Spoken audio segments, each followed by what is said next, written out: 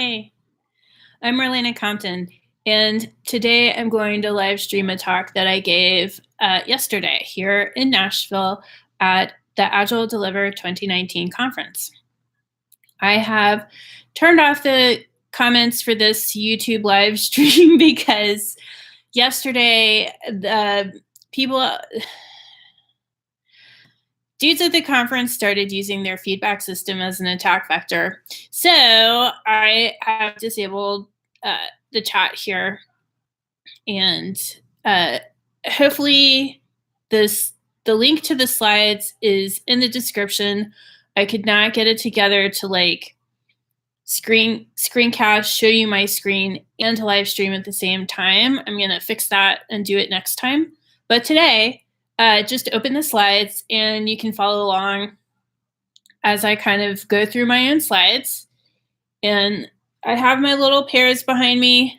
So these are my Pear Conf Pears. I'm getting a little shop together where you can purchase these. These are part of the Let's Pear Kickstarter. So let's get into the talk. So this talk is called Between the Pears. And I want to go ahead and give you a content warning now that this talk contains talking about systemic oppression and horrible work situations. It is about to get real. I did not come to play. This is very serious, but I think you'll also find that there is a lot in here about what we can do to change things, and in particular, how pair programming is a huge part of that. For some people, I'm going to be pushing my really hard in this talk because I'm doing something very complicated and nuanced. And if you are feeling discomfort, I encourage you to sit with your discomfort. So for the people in here who are watching this talk, who are underrepresented, and more importantly, who are underestimated in our industry, this talk is likely to remind you of some painful experiences. Thanks for pushing through your pain and being here. So what is going on with pairing and pair programming? This entire talk is about how pairing is changing and how this is connected to some foundational changes in how we work together to build software. To do this, I'll be covering a lot of ground. And before I get into this, there are a few things you should know about me. I was invited to give this talk at the conference. The Agile Alliance invited me, and I do not have a Scrum certification. I've never attended an Agile Alliance event before. This is my first one. And in fact, I don't even use the word Agile anymore. So why am I here? Begs the question, right? Why am I doing this talk? Well, I do have an Agile hat trick. I have worked at all three of these cool Agile employers. I think I'm the only person in the world who can say that they've worked at Atlassian, Pivotal, and IBM. So I have quite a track record of doing this stuff. Marlena has done this stuff. Yes, definitely. Like in 2009, I moved to Sydney, Australia to work on the Confluence team. Confluence is Atlassian's enterprise wiki product. And at the time, the company was still young enough that Scott and Mike took every new employee out to lunch. That was pretty cool. And I was also there when Atlassian switched to Scrum. So when I got there, they were doing, a lot of Agile things, and they were going pretty fast. And in the middle of it, they started selling, I think the product at the time was called Greenhopper, and I think now it's been switched to like Jira Agile or something like that. But I was there during the switch, and it was part of the reason why I left, along with the fact that I was dealing with a really difficult boss at the time, and Australia was so far away, it was just time to come home. So I moved to California and eventually ended up at Pivotal Labs. So at the time, I was hired to do some support and testing on the tracker team. And if you don't know Pivotal Labs is a software consultancy, and they focus on 100% XP. They're doing all of the XP things. And they were doing all of this quite a long time ago before there was any Jenkins, before there was really much of a concept about continuous delivery. So they do 100% pairing, and they also do test driving, and it blew my mind. So here I am with my, I'm doing testing of Tracker. You can see I have like 5, 6, 7 trackers open because we used Tracker on the Pivotal Tracker team to plan our releases and do all of our stories and things like that. So I was looking at a bunch of trackers all day, every day. It was pretty cool. And later, when I moved on to IBM as a software developer, I was there to help people understand how to do all of these things, because there are a lot of enterprise customers at IBM, large companies that, they move a little bit more slowly. They have a lot of things like HIPAA, SOX compliance, things have to be done a certain way. And so they're learning, how do I get onto the cloud? How do I use a Git repo? How do I introduce pair programming? Things like that. And it was really exciting. And my job, I worked mostly with some folks who graduated from the Galvanize Code School, and also Will Pinnell, who is also big into XP. So at this point, it's like, okay, I understand why Marlene is giving this talk. And it's true that I think these are some pretty good qualifications, but this is actually not why I was invited. This is only half of the story. And the other half is that I have been doing all this stuff and working in cool places, but I've also suffered at all of these jobs, as we all have. And I've ranted about it on Twitter. And ranted. And I'm not alone either. I saw other people saying the same thing, and we would all get together, and it's like, wow, there's no event that lets us actually talk about these things. What do we do? And so eventually, one of my friends, Lily Shalene, who at the time, she was already a conference organizer, she reached out to me and asked me if I wanted to organize a very small, low-key conference. And I said, sure. So we started Index P. It was very small. It was like, 40 people at Lily's office, Omada Health. Shout out to them for giving us their office and really supporting the conference. It was really awesome. And everyone had such a good time that people kept asking me, can we do this again? Can we do this again? So I'm like, okay. I'll plan another one, because I had enjoyed planning it. So in 2018, I planned another one, but this time I called it Pear Conf. PEAR, Pear Conf. And we had such a blast. We had it at GitHub this time, and because GitHub is set up for AV, we were able to record our keynotes. We still had Unconference Day, and again, people were like, we need to do this again. So it keeps growing. And last year, or this year, we had it in Chicago in March. It grew from a 1-day conference into a 2-day workshop and conference to this year it was 3 days of workshop, talks, a day of talks, and a day of unconference. And for the unconference, we've had such a range of topics. We've had everything from neurodiversity and Steven Universe to permaculture and technology to rewriting the Agile Manifesto and what would that look like, to a session I wish I'd been able to attend called Pear Puns. I'm sure it was very good. And so throughout, over all 3 of these conferences, I'm fairly confident about what's going on and why some people are hating pairing, or hating the experiences that they have in Agile.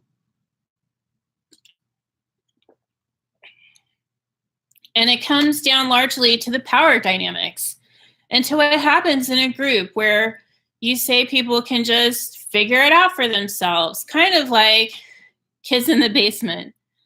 Yes. The rec room, the rumpus room. Hey kids, go to the basement and play. Sending the kids to the basement and letting them do whatever just as long as they stay there. This was totally a parenting strategy in the 70s, 60s and 70s. And then it would turn into this. If you haven't read Lord of the Flies, it's about a group of private schoolboys who get stranded on a deserted island, and you can say they devolve. Somebody, I think, ends up dying. Anyway, so this is what I think of when I think of meritocracy.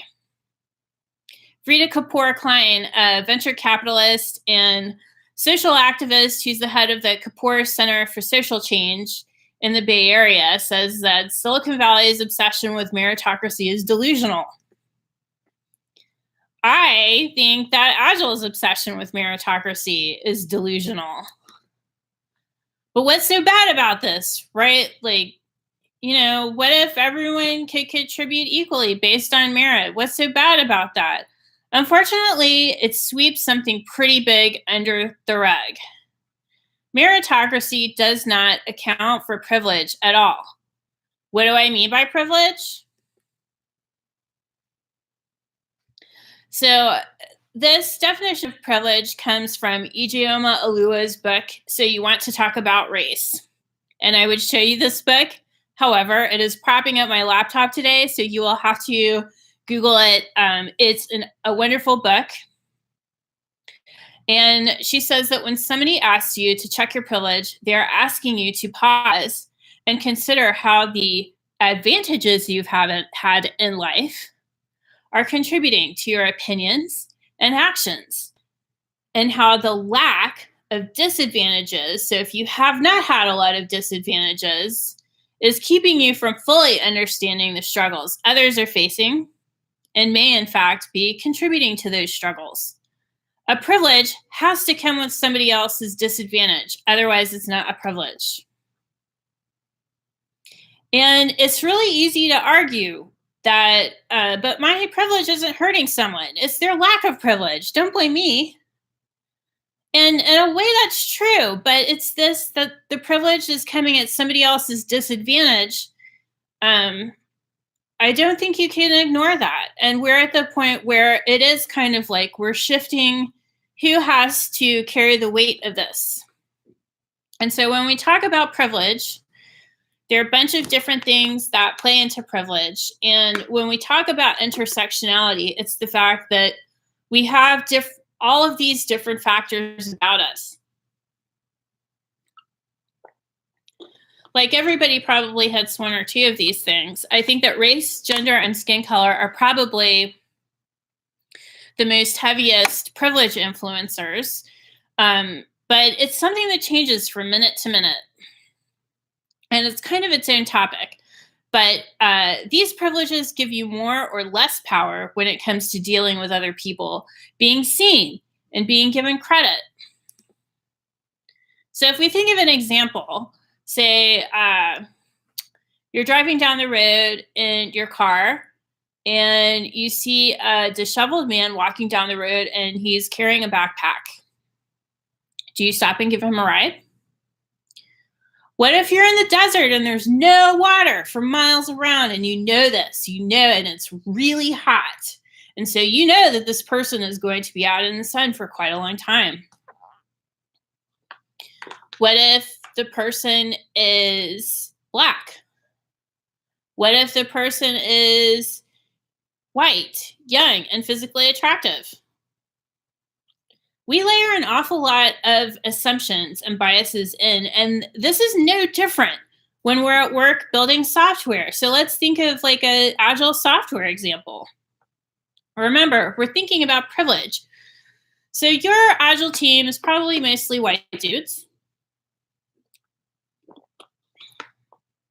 For our example, we'll say there's one white woman and one Latinx woman. And your retros reflect this flat management style of meritocracy.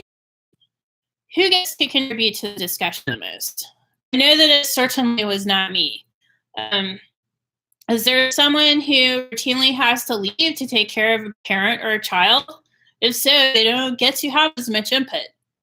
Who out of this group is most likely to get a raise? Like, there's this concept called equal pay day. And this is, so if we think of like a man gets paid a certain amount during the year, this is when women catch up to his paycheck in the next year. And I think it's very important to focus on the fact that Black and Latinx women hit it much later in the year than white women. For Black women, it's August. And for Latinx women, this is November 20th. This is almost the end of the year. So we're saying we all know that this is happening. Contributors know this is happening. Managers know. Managers sure as hell know this is happening.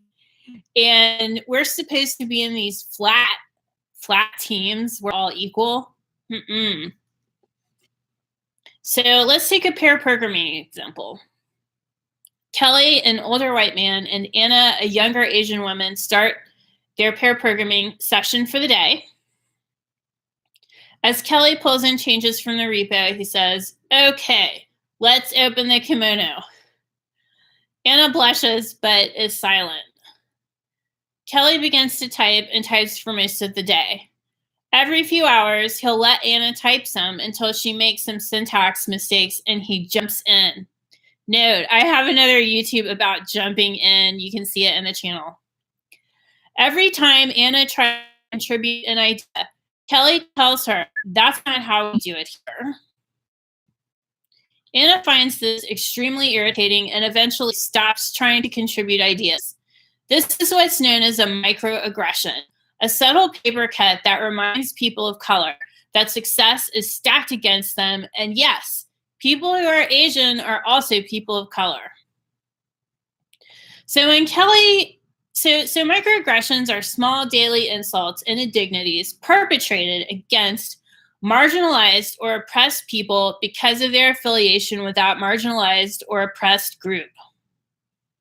This is Ijeoma Oluwo from So You Want to Talk About Race. So when Kelly tells Anna that her idea isn't how we do it here, he's dismissing her. This is a microaggression. And let's talk about microaggressions versus assuming positive intent. I think that assuming positive intent, it's like a nice thought, but in reality, it opens the door for so many microaggressions because microaggressions are by their nature small and easily explained away, but they are cumulative. And So You Want to Talk About Race, Ijeoma Oluwo says, on their own, each microaggression doesn't seem like a big deal. But just like one random bee sting might not be a big deal, a few random bee stings every day of your life will have a definite impact on the quality of your life and your overall relationship with bees. The comment that Kelly made about the kimono is an example of cultural appropriation. And not only that, but it's overtly sexual. Cultural appropriation is the adoption or exploitation of another culture by a more dominant culture. The problem of cultural appropriation is not in the desire to participate in aspects of a different culture that you admire. The problem of cultural appropriation is primarily linked to the power imbalance between the culture doing the appropriating and the culture being appropriated. I used to have a teammate on one of my Agile teams who just loved this phrase about the kimono. He used it over and over. I asked him to stop and he just wouldn't. There was no point in mentioning this to my boss because she had already told me I was too sensitive. And yes, it's a thing for women to microaggress other women. In fact, I think white women are pretty bad about this, and sometimes they're even harder on the women that are working for them, which, thanks Sheryl Sandberg and lean in. I've seen plenty of threads and posts about this. I'm a white woman, and we need to get it together and understand how we participate in our own destruction by being complicit in a system that only wants white men at the top. Put all of this together, and you have a pretty hard day at the office. But this is the daily reality for underrepresented people who pair. So it's more likely if you are underrepresented, you will be talked over in meetings, have someone take credit for your ideas, have your contributions minimized, be moved to a less important position, or laid off or fired. I've had all of these happen to me. The stakes are higher, and not to mention that we often have family members we're supporting. When I lived in Australia and I was dealing with a very difficult boss, I was the only income for my family, and I knew that my income was low. Having a stressful job and then going home, worrying about paying your rent, your student loans, or sending money to relatives is the reality for most underrepresented people. So after all of this, we sit down to pair. And there's a new set of challenges. In a pair, we have less opportunity to drive, less ability to feedback if your peer does something wrong. Failing looks worse for us because we already look less competent just because we're underrepresented, and it's harder to have your ideas taken seriously. Every syntax error is tripled, and if your peer disagrees with you, it's harder to make your own case. You have to be twice as good, 3 times as good at making your case. And if you're underestimated, it is necessary to seem like you're rolling with it at all times. In our example, you notice that Anna did not say anything when Kelly made the comment. It's because she's surviving in her job. People who are underestimated don't have the liberty of looking like we forgot something, because it will be assumed that we're incompetent sooner than anyone else who is white or male.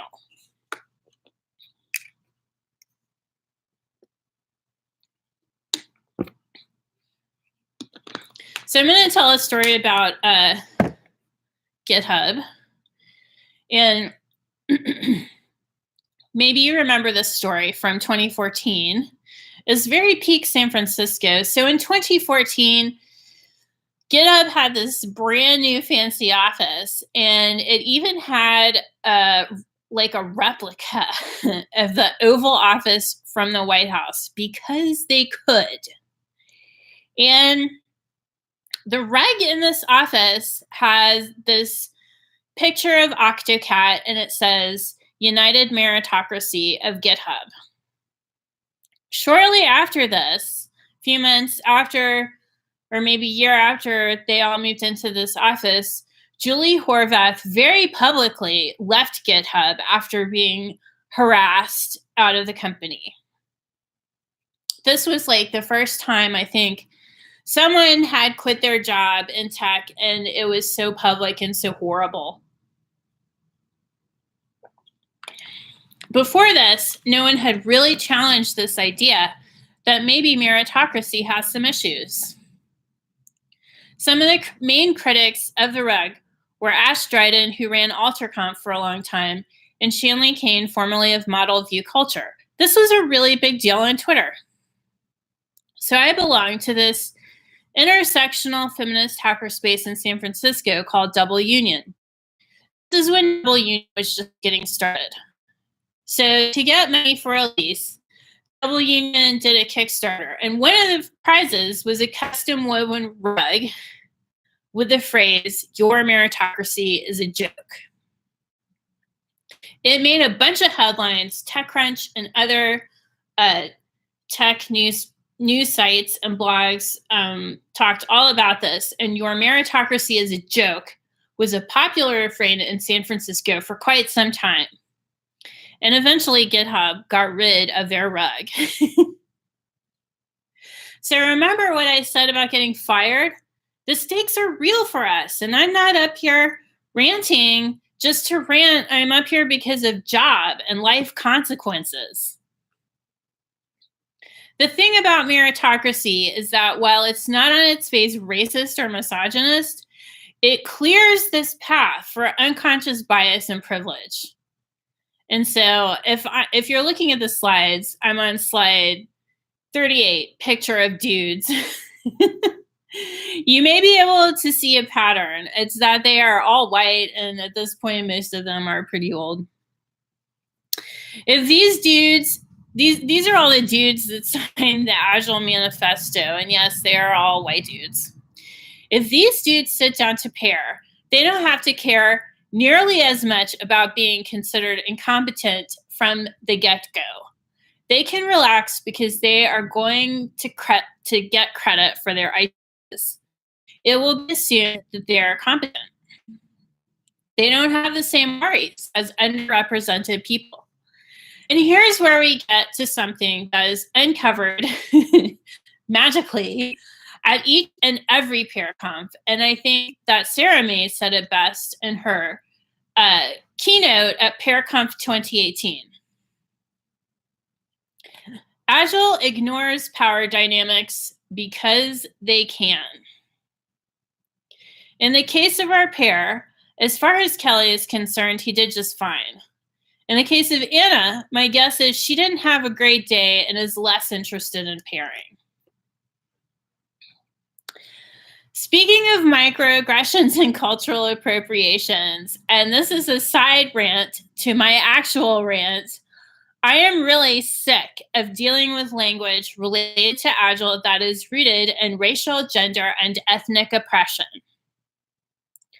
Like, we think the Vikings would show up, have a tea party, commit, and deploy. Vikings were really freaking vicious. And that kimono example I gave you, well, that is one of the worst cultural appropriations. There are plenty that Agile uses.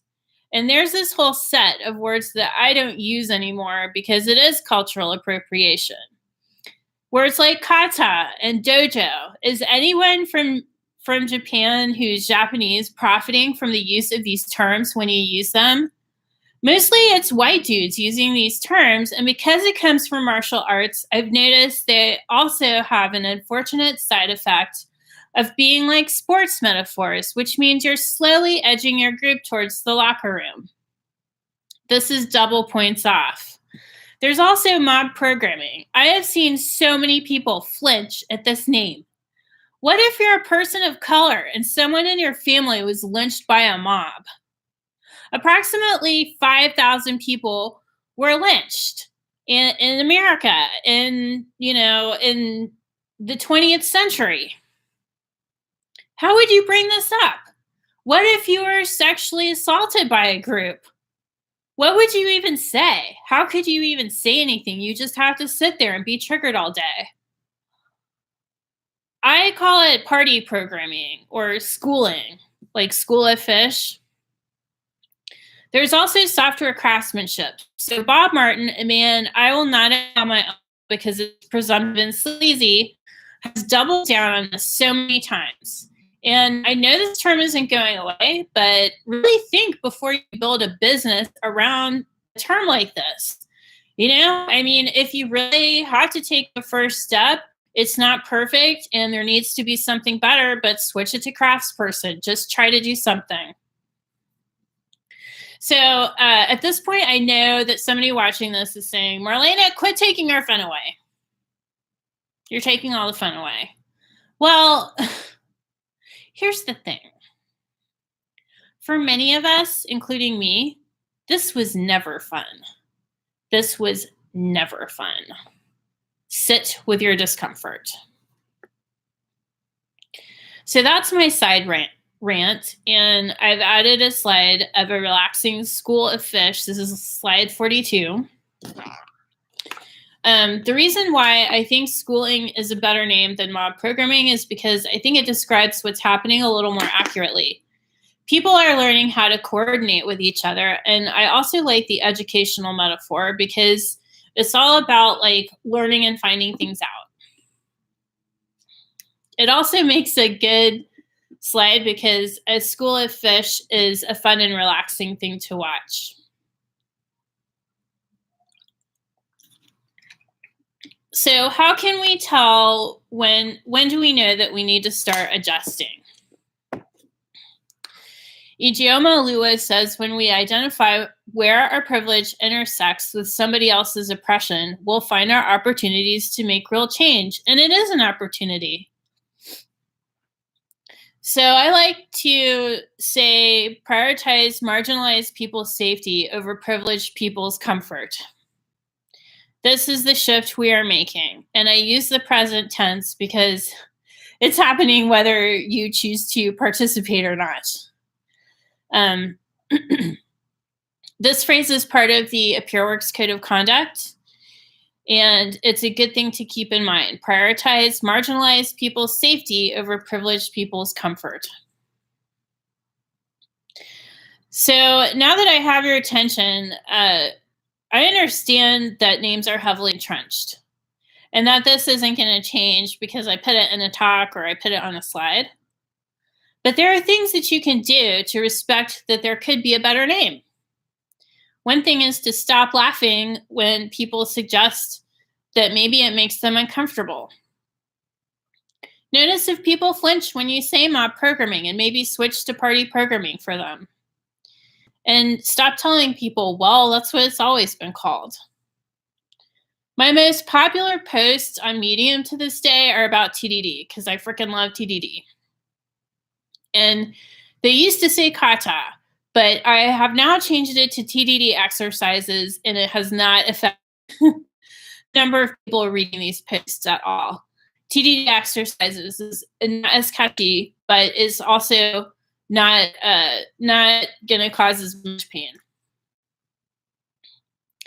And so here are some habits to practice, and this is also in your pair too. If an underrepresented person tells you something is wrong, believe them and make a change. Listen more. Really, listen.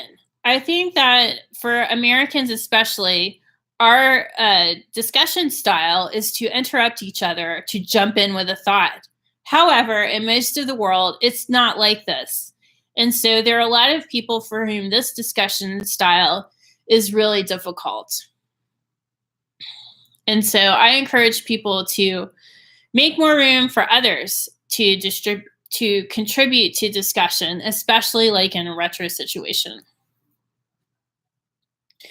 And also there's like, you can read books like, So You Want to Talk About Race. Another good one is What Works for Women at Work by Joan C. Williams and Rachel Dempsey. And also the book that is now, I think it's also a TV show called Shrill by Lindy West. I found that it's easier sometimes to listen to these as an audiobook, and then if I want to refer back to them, I'll buy the paper copy.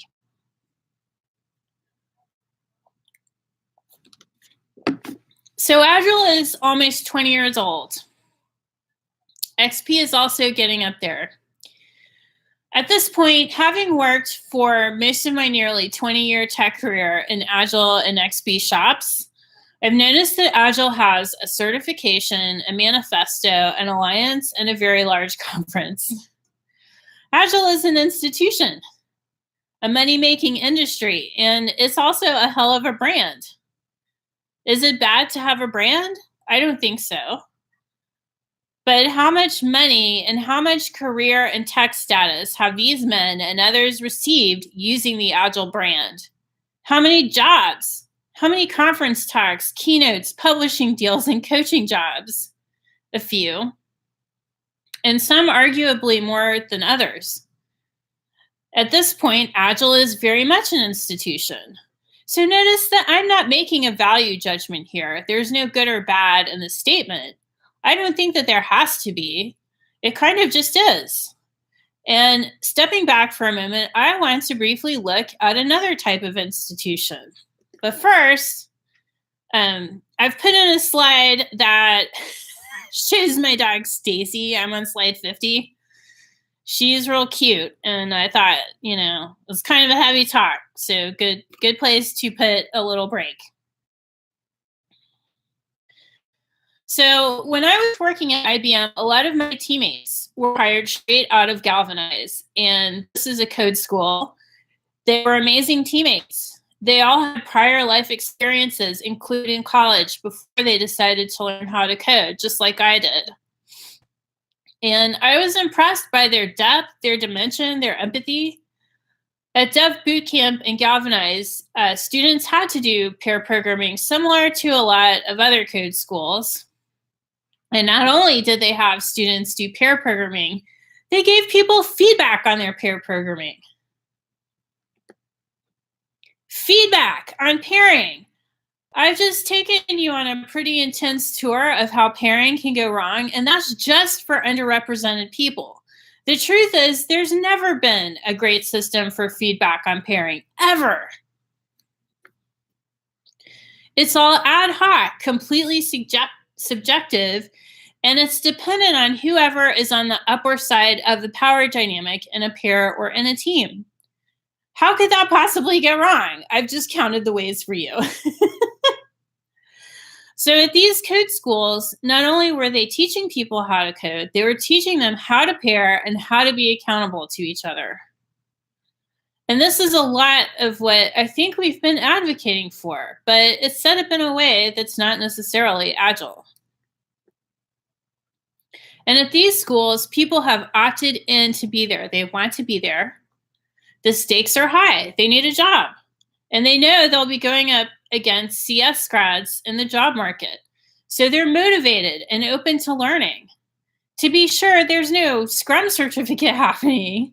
And I doubt that they're following all of the XP practices, and they're probably not putting code into production for users, but they are shipping massive amounts of code. And this is Agile's sweet spot. So what's interesting is that they are set up to explore the balance of using pair programming, but also not pair programming. Some pair programming seems to become this all or nothing practice, which on the one hand is great if you care about delivering code, but also it creates this overwhelming sense of burnout, and it doesn't matter where you are. I've talked to so many people about this. If you work at a place that does 100% pair programming, you will get burned out, period. And it feeds into the whole attitude that work is done at a certain place at a certain time. These are real everyday factors in people's lives. So let's talk about like pairing versus caregiving, pairing versus people in different time zones, pairing versus people who are immunocompromised and don't want to sit next to somebody else for fear of getting sick. Pairing versus hearing impairment. Physical microaggressions. I've heard stories of from women who really hated pairing with someone who was just really handsy. That's awful. So these are real factors in people's lives, and you can't just ignore them. Ignoring them as a one-off or a special case, that is a microaggression. That's probably not even a microaggression, it's just an aggression. When I quit, it will be because of pair programming. So this was something somebody at Pivotal told me. As far as I know, they're still at Pivotal and they're pretty happy, but this is they were very clear about this with me.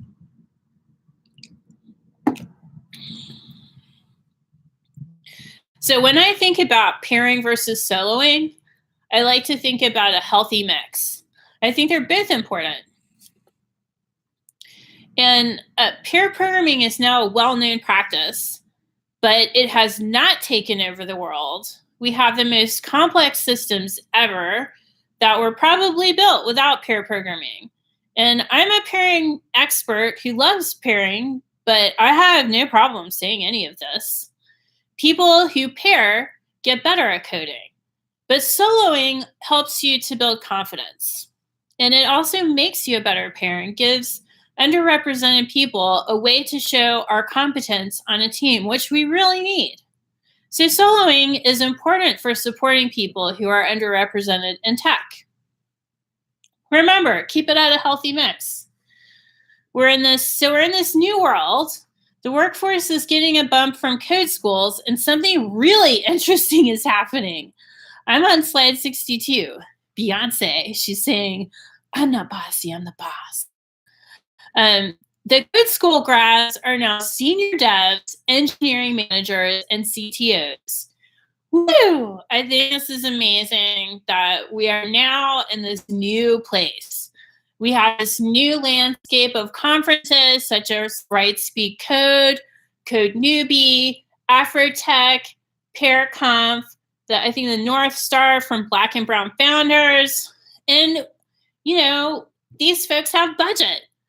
They're making money because we've got like startups coming. We have VCs, we have Backstage Capital, Black and Brown Founders. We have Seneca VC, which is from the lean folks. We have co-working and accelerators that are focused on this, like Impact Hub. We have the Wing and the Startup Growth Lab, which focuses on LGBT startups. It's happening. So having worked at my fair share of co-working spaces, I can vouch for the ubiquity of Trello, Tracker, and the good old physical Kanban board. All of these startups are using these things. You use Trello, doing continuous releases, and I also see pairing. Which, isn't this what we wanted? If Agile's really one, shouldn't it just be building software? If I think of it that way, what we've done is to decouple pairing and pair programming so that there is a tiny window of light. And this is really exciting to me because pairing is the smallest unit of collaboration. So if you know anything about mindfulness, I took a mindfulness class and I enjoy meditating. And part of what mindfulness is doing is it's like you're wanting to generate more empathy for other people and learning how to connect with people who are different from you. And I think that that's easiest when you're just, you're dealing with one other person. You get to know them, get to know their strengths and weaknesses. You get to know how they complement you. When you're pairing, it's like you learn what each other is good and maybe not so good at, and you can help each other. And this is such a great way to build empathy. Like in mindfulness, you have this particular exercise called the loving kindness meditation. And you start with thinking about like a person who means so much to you, a revered mentor, your favorite cousin, favorite teacher, someone who's taught you a lot. It's very easy to have empathy for this person. And then you kind of like, you think of this in a circle and then you widen the circle so that you're thinking of friends, people you like, your relatives, people you love. And then you extend it further to people who are just pretty much acquaintances. You see them every day, maybe you know them, maybe you don't, and so on. And you keep widening your circle until you are thinking about having empathy for so many people in the world. And I think that pairing is the opportunity to start doing that. Just like starting with a small focus of getting to know each different person on your team and how you code together and how you work together. And that's like the most beautiful thing about pairing, which, I